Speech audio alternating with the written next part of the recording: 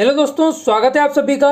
दोस्तों, राज्य ओपन के आपके जो एग्जाम चल रहे हैं उसमें आपका जो जीव विज्ञान विषय का पेपर है उसका यहाँ पर आपको कंप्लीट सॉल्यूशन दिया जा रहा है। प्रश्न क्रमांक 1 से लेकर के 19 तक के आपको सभी क्वेश्चन के आंसर मिलने वाले हैं। तो वीडियो को शुरू से लेकर एंड तक जरूर देखिएगा, आपको प्रत्येक क्वेश्चन का आंसर यहाँ पर मिलेगा। और अगर आपने चैनल को अभी तक सब्सक्राइब नहीं किया है तो सब्सक्राइब कर लीजिए, आपको आपके सभी सब्जेक्ट के आंसर यहाँ पर प्रोवाइड किए जा रहे हैं। तो चलिए बढ़ते हैं आपके पहले क्वेश्चन की तरफ। तो यहाँ पर आपका जो पहला वाला क्वेश्चन है उसमें आपका यहाँ पर आंसर मैं आपको बताता चलूंगा, क्वेश्चन आपके पास लिखे हुए होंगे। तो यहाँ पर आपका जो पहला क्वेश्चन है आ वाला, इसमें आपको पहले वाले में लगाना है यहाँ पर साइनोबैक्टीरिया। सेकंड जो आपका है उसमें आपको लगाना है कीट द्वारा, और अगला जो आपका है यहाँ पर आपको ऑस्टियोपोराइसिस यहाँ पर लगा देना है।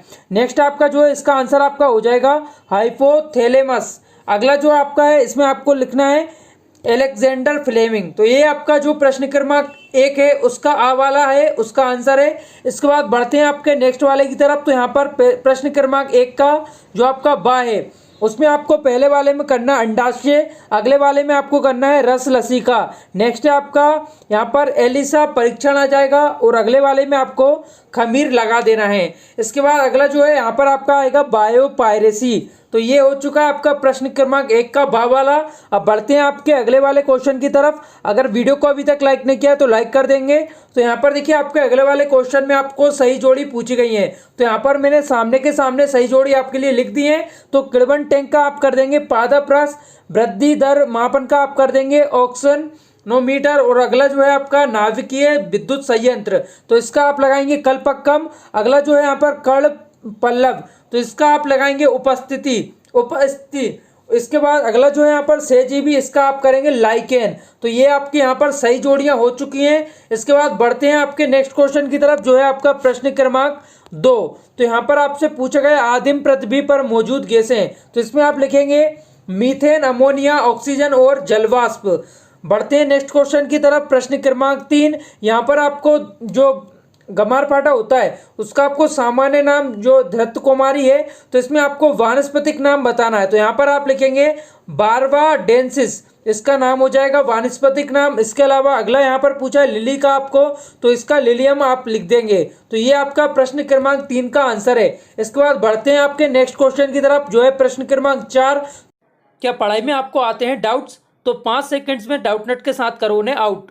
बस अपने सवाल का फोटो खींचो, क्रॉप करो और तुरंत वीडियो सॉल्यूशन पाओ। फिर चाहे आपका सवाल फिजिक्स, केमिस्ट्री, मैथ्स, बायोलॉजी का हो, सीबीएसई, यूपी, बिहार, मध्य प्रदेश या अन्य स्टेट बोर्ड का हो, यहाँ तक कि कक्षा 6 से 12वीं, आईआईटी, जेई और नीट का सवाल हो, सभी सवालों के वीडियो सॉल्यूशन बस 5 सेकंड में आपको मिलेंगे डाउटनट ऐप पर। इसके साथ ही डाउटनट पर चल रही है इंडिया की number 1 daily online video classes, वो भी इंग्लिश और हिंदी मीडियम में, जहाँ पूरा कोर्स पढ़ाया जा रहा है। तो आज ही जाकर इन कोर्सेज का हिस्सा बनिए और डाउटनट ऐप इंस्टॉल कीजिए। तो इसका आंसर देखिए आपके सामने लिखा हुआ है।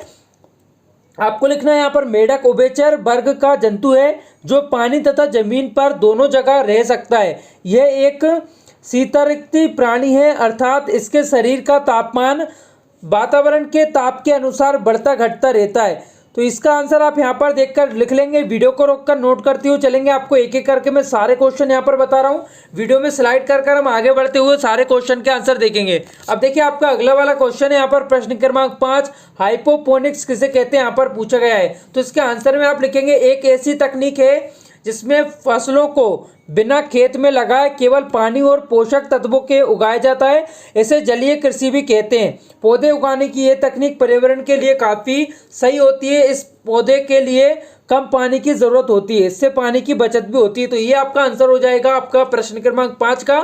इसके बाद बढ़ते हैं नेक्स्ट वाले क्वेश्चन की तरफ जो है आपका प्रश्न क्रमांक 6। तो यहाँ पर ORS क्या है आपसे पूछा गया है। तो सबसे पहले तो इसका फुल फॉर्म लिखेंगे। ORS का फुल फॉर्म जो होता है ओरल रिहाइड्रेशन सोल्ट होता है। तो ये जो है डिहाइड्रेशन को रोकने में मददगार होता है, साथ ही दस्त, उल्टी जैसी स्थितियों में हुई नमक की कमी को पूरा करता है। तो ये आंसर हो जाएगा आपका प्रश्न क्रमांक 6 का।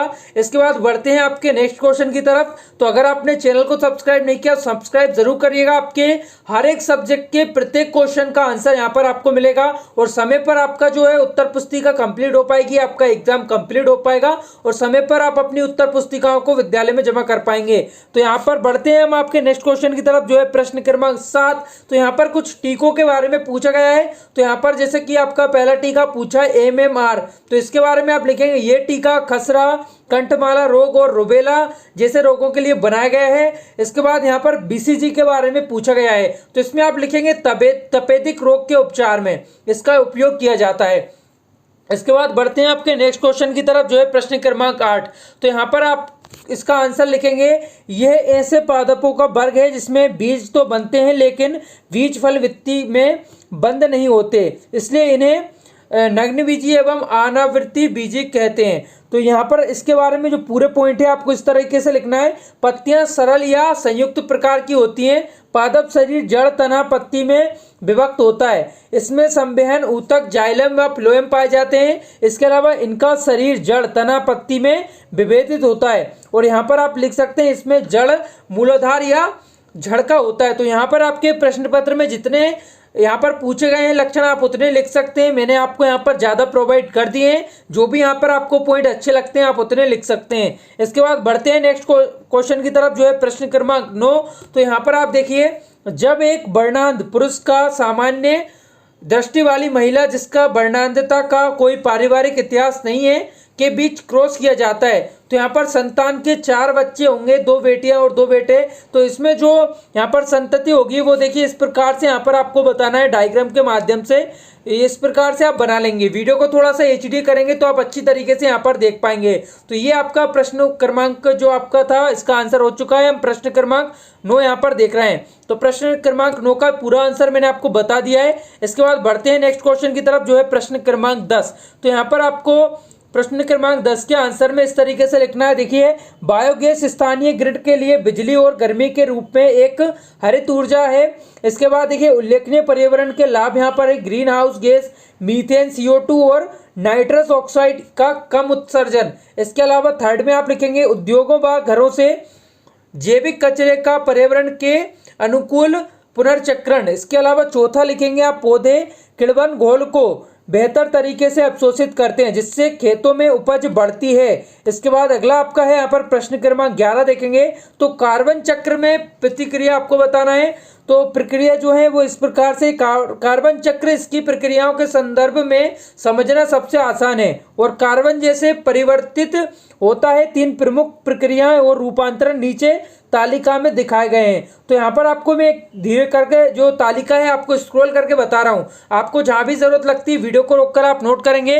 तो यहाँ पर पहली प्रोसेस है प्रकाश संश्लेषण, इसके बारे में आप यहाँ पर नोट करेंगे। इसके बाद अगली है कार्बन डाइऑक्साइड, इसके बाद अगली है शर्करा। तो वीडियो में आपको जहाँ जरूरत लगती है वीडियो को रोककर इस प्रकार से आप नोट कर लेंगे जैसा कि यहाँ पर तालिका बनाकर बताया गया है। इसके बाद बढ़ते हैं आपके नेक्स्ट क्वेश्चन की तरफ, जो है प्रश्न क्रमांक 12। तो यहाँ पर ठोस कारण क्यों आज वन्य जीवों का संरक्षण आपको बताना है। तो इसके बारे में आपको लिखना है क्यों जरूरी है वन्य जो जीव संरक्षण है उनका, वन्य जीव है उनका संरक्षण क्यों जरूरी है। तो इसके बारे में देखिए एक एक करके यहाँ पर पॉइंट लिखे गए हैं, आपको मैं बता रहा हूँ वीडियो में स्लाइड करके। इसी तरह से आपको लिखना है। तो देसी पौधों की प्रजातियों के परागण और निरंतरता को बढ़ावा देता है। औषधीय मूल है, इसका सौंदर्य लाभ है, ये मजेदार और मनोरंजक है। इसके अलावा विरासत और संस्कृति को संरक्षित करता है, पर्यटन आकर्षण को बढ़ावा देता है और जैव विविधता और लुप्तप्राय प्रजातियों का संरक्षण करता है। इस तरीके से आपको पूरा आंसर लिखना है। इसके बाद बढ़ते हैं आपके नेक्स्ट क्वेश्चन की तरफ, जो है आपका प्रश्न क्रमांक 13। तो यहाँ पर आपको इसके आंसर में लिखना है पेड़ की मुख्य शाखा की परिधि को इंचों में मापें। शाखाओं को नापते समय उसका 4.5 फुट ऊंचाई वाला हिस्सा लेना चाहिए। पेड़ से के व्यास की गणना करें। इसके अलावा पेड़ के व्यास को उस प्रजाति के औसत वृद्धि दर से गुणा करें। इस तरीके से हम पेड़ की जो उम्र है उसका लगभग अनुमान लगा सकते हैं। इसके बाद बढ़ते हैं नेक्स्ट क्वेश्चन की तरफ, प्रश्न क्रमांक 14। तो यहाँ पर आपको एक डायग्राम बनाना है। यहाँ पर आपको प्रतिवर्ती क्रिया का जो है चित्र यहाँ पर बनाकर बताए। तो इसे मैं थोड़ा सा जूम करके आपको बता देता हूँ। आप यहाँ से स्क्रीनशॉट लेकर अपनी उत्तर पुस्तिका में बना सकते हैं या फिर वीडियो को रोककर भी बना सकते हैं। इसके बाद बढ़ते हैं हम आपके नेक्स्ट क्वेश्चन की तरफ। यहाँ पर अगला वाला जो क्वेश्चन है प्रश्न क्रमांक 15 वाला। तो यहाँ पर आपको RNA DNA में अंतर लिखना है। तो यहाँ पर देखिए आपको अंतर लिखकर बताए गए, एक एक करके आपको नोट कर लेना है। तो यहाँ पर आप सबसे पहले DNA में लिखेंगे, इसमें शर्करा अणु डीऑक्सी राइबोस प्रकार का होता है। इसके अलावा RNA में लिखेंगे, इसमें शर्करा अणु राइबोस प्रकार का होता है। DNA में लिखेंगे आप डीएनए में पाए जाने वाले नाइट्रोजन युक्त क्षार एटिडीन और इस प्रकार से यहाँ पर लिखा है साइटोसिन और थायमिन होते हैं। इसके अलावा आरएनए में पाए जाने वाले नाइट्रोजन युक्त क्षार, इसके बारे में भी यहाँ पर लिखा हुआ है। तो आपको यहाँ पर देखकर लिख लेना है, पूरा का पूरा आंसर आपके सामने वीडियो को रोककर लिख लेंगे। इसके बाद बढ़ते हैं नेक्स्ट क्वेश्चन की तरफ। प्रश्न क्रमांक 16, मानव उत्सर्जन तंत्र का आपको चित्र बनाना है। तो इससे मैं आपको थोड़ा छोटा करके बता देता हूँ, जिससे एक ही बार में आप पूरा डायग्राम देख पाएंगे। तो ये देखिए, इसका नामांकित यहाँ जिस प्रकार से क्या है, आपको इस तरह से नामांकित करना है और चित्र का आप चाहे तो स्क्रीनशॉट लेकर अपनी उत्तर पुस्तिका में बना सकते हैं। तो ऐसा कैसा डायग्राम अपनी उत्तर पुस्तिका में बना लीजिएगा। इसके बाद प्रश्न क्रमांक 17 है, इसका आंसर भी आपके सामने लिखा हुआ है, इसका भी आप यहाँ से स्क्रीनशॉट लेकर आराम से अपनी उत्तर पुस्तिका में नोट कर लीजिएगा। बढ़ते हैं नेक्स्ट क्वेश्चन की तरफ, जो है आपका प्रश्न क्रमांक यहाँ पर अगला वाला 18वां। इससे पहले 17वें का जो बचा हुआ भाग है वो आपके सामने लिखा हुआ है, यहाँ से इसका भी आप स्क्रीनशॉट ले लीजिए। इसके बाद देखिए, इसके प्रकार बताएं कायिक जनन के, वो आप यहाँ से स्क्रीनशॉट ले लेंगे। इसके बाद देखिए, अगला क्वेश्चन है 18वां वाला, तो प्रकाश संश्लेषण के बारे में यहाँ पर पूछा गया है क्वेश्चन में। तो यहाँ पर इसका समीकरण आप यहाँ पर देखकर नोट करिएगा, ये पैराग्राफ भी पूरा लिखिएगा। इसके बाद यहाँ पर प्रभावित करने वाले कारक पूछे हैं, तो एक एक करके देखिए आपको कारक का वर्णन करना है। प्रकाश का, CO2 का, जल का, तापक्रम का और O2 का यानी ऑक्सीजन का। तो यहाँ पर सभी के वर्णन आपके लिए बता दिए गए हैं। इन सभी वर्णन का आप यहाँ से देखेंगे। इसके बाद अगला आपका क्वेश्चन है 19वां वाला, तो डेंगू रोग के बारे में आपको लिखना है। तो इस रोग का कारण जो है उसके बारे में आपको पूरा बताना है। इसके बाद इसके लक्षण लिखना है। तो एक एक करके सारे लक्षण आपको दिखा रहा हूँ, इसे आप नोट कर लेंगे वीडियो को रोककर। इसके बाद लक्षण होने के बाद आप वीडियो, इसका जो उपचार है डेंगू का, वो उपचार यहाँ से लिखेंगे। तो ये तीनों उपचार आप यहाँ से देखकर नोट कर लेंगे। ये आपका आंसर हो गया प्रश्न क्रमांक 19वें का। तो यहाँ पर आपके सभी क्वेश्चंस के आंसर मैंने बता दिए। अब आप अगर किसी और सब्जेक्ट के आंसर चाहते हैं तो उसके लिए आप कमेंट करके जरूर बताइएगा, और सभी सब्जेक्ट की जो वीडियो है उसके लिए आपको लिंक डिस्क्रिप्शन में प्रोवाइड कर दी जाएंगी, वहां जाकर आप नेक्स्ट वीडियो को देख सकते हैं या फिर प्लेलिस्ट में जाकर भी देख सकते हैं। आपको ये वीडियो कैसे लगी कमेंट करके जरूर बताइएगा। साथ ही साथ वीडियो को लाइक और अपने दोस्तों के साथ शेयर जरूर करिएगा। वीडियो देखने के लिए आप सभी का बहुत बहुत धन्यवाद।